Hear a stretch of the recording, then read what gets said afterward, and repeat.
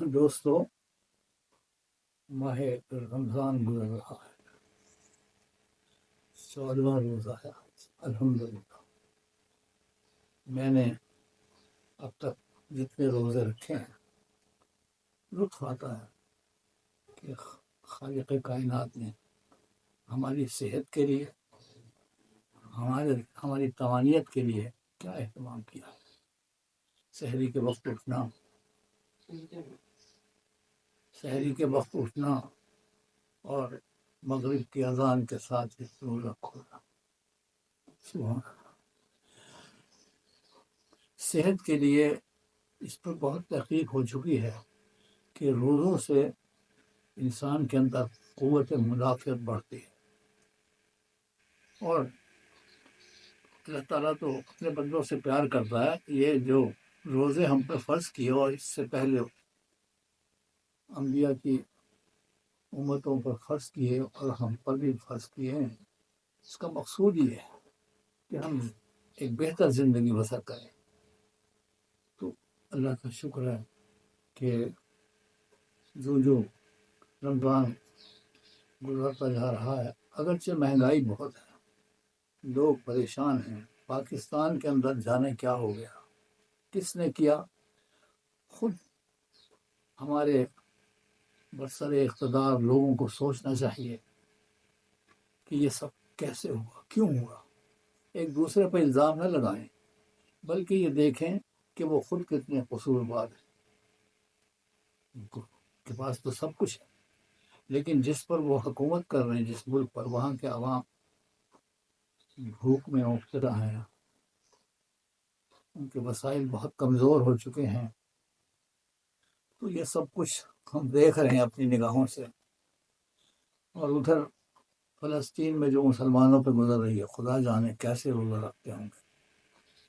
اور عالم اسلام جو 20 22 بعض 25 ممالک کا ذکر ہوتا ہے، کسی کو ہوش نہیں ہے، کوئی اٹھتا نہیں ہے، کوئی آواز اس طرح بلند کرے کہ فلسطینیوں پر اللہ تعالیٰ اپنا فضل و کرم کرے، اور مسلم دشمن قوتیں جو آج ہم پر حاوی ہو رہی ہیں، کیوں ہو رہی ہیں؟ یہ صرف ہمارا اپنا کردار ہے کہ جس کے نتیجے میں ہمیں یہ دن دیکھنے پڑتے ہیں۔ بہرحال اس کے باوجود ہم حضور صلی اللہ علیہ وآلہ وسلم کے چاہنے والے ہیں، ان کے کلمہ گو ہیں، یقیناً ہماری سنی جائے گی۔ ہم ایک امتحان سے گزر رہے ہیں، اور صبر و سکون کے ساتھ ہم یہ زندگی بسر کرنا چاہتے ہیں۔ تو ایک دعا سب اجتماعی طور پہ کریں ہم کہ اللہ تعالیٰ عالم اسلام کی سربلندی کے دن دکھائے ہمیں، اور امام آخر الزمان جو یقیناً آئیں گے، اور ان کی تشریف آوری کے انتظار میں زندگی گزارنی ہے۔ یہ ماہ رمضان قریباً نصف گزر رہا ہے، اور گزر جائے گا، ہم بھی گزر جائیں گے۔ اصل میں ماہ رمضان تو آتا رہے گا، ہم نہ ہوں گے کوئی ہم سا۔ لیجئے میں آپ کے سامنے ایک نعت پڑھ رہا ہوں، آپ بھی شریک ثواب ہو جائیں۔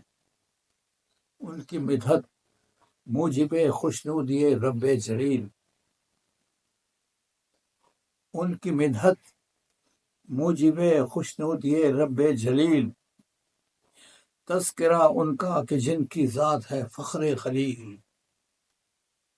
ان کی مدحت موجب خوشنودی رب جلیل، تذکرہ ان کا کہ جن کی ذات ہے فخر خلیل۔ ان کی ہستی وجہ تخلیق زمین و آسمان، ان کی ہستی وجہ تخلیق زمین و آسمان، وہ بھی خالق کی طرح خود آپ ہیں اپنی مثیل۔ ان کی ہستی وجہ تخلیق زمین و آسمان، وہ بھی خالق کی طرح خود آپ ہیں اپنی مثیل۔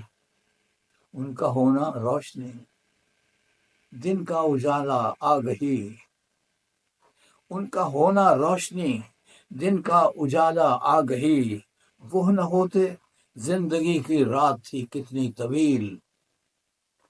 ان کا ہونا روشنی دن کا اجالا آگہی، وہ نہ ہوتے زندگی کی رات تھی کتنی طویل۔ اس جہان آب و گل میں ان کا نور اولیں، اس جہان آب و گل میں ان کا نور اولیں، کارگاہ بے نوا میں گویا آواز جمیل۔ اس جہان آب و گل میں ان کا نور اولیں، کارگاہ بے نوا میں گویا آواز جمیل۔ حرف اول ذات باری مالک روز جزا، حرف اول ذات باری مالک روز جزا، حرف آخر ساقی کوثر حبیب بے عدیل۔ حرف اول ذات باری مالک روز جزا، اور حرف آخر ساقی کوثر حبیب بے عدیل۔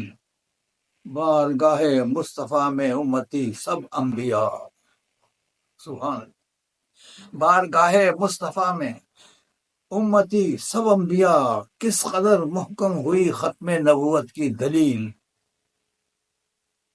بارگاہ مصطفیٰ میں امتی سب انبیاء، کس قدر محکم ہوئی ختم نبوت کی دلیل۔ مقطع ہے ان کی نکہت سے مشام جاں معطر ہے حسن، ان کی نکہت سے مشام جاں معطر ہے حسن، ذکر ان کا بے بہا اور سانس ہیں کتنے قلیل۔ ان کی نکہت سے مشام جاں معطر ہے حسن، ذکر ان کا بے بہا اور سانس ہیں کتنے قلیل۔